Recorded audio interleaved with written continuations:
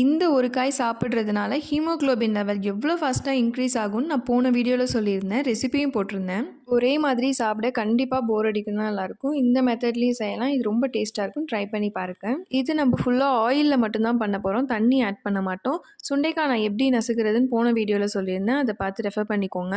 இதோட கலர் வந்து லைட்டாக மாறுற வரைக்கும் இதை நம்ம ஃப்ரை பண்ணிக்கலாம். இது கூட சால்ட் அப்புறம் மஞ்சத்தூள் சேர்த்துக்கணும்.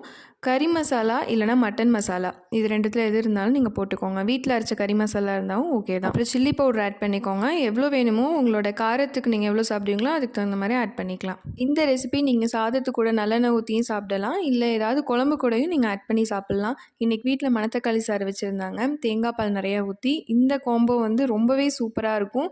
இது ரெண்டுத்துலேயுமே வந்து ஹெல்த் பெனிஃபிட்ஸ் நிறையா இருக்குது. ப்ரெக்னென்சி லேடி சாப்பிட்லாமான்னு கேட்டிருந்தீங்க. கண்டிப்பாக அது சின்ன குழந்தைங்கள்லேருந்து பெரியவங்க வரைக்கும் எல்லாருமே சாப்பிட்லாம். ஹீமோகுளோபின் லெவல் கண்டிப்பாக இன்க்ரீஸ் ஆகும். சாப்பிட்டு பாருங்கள்.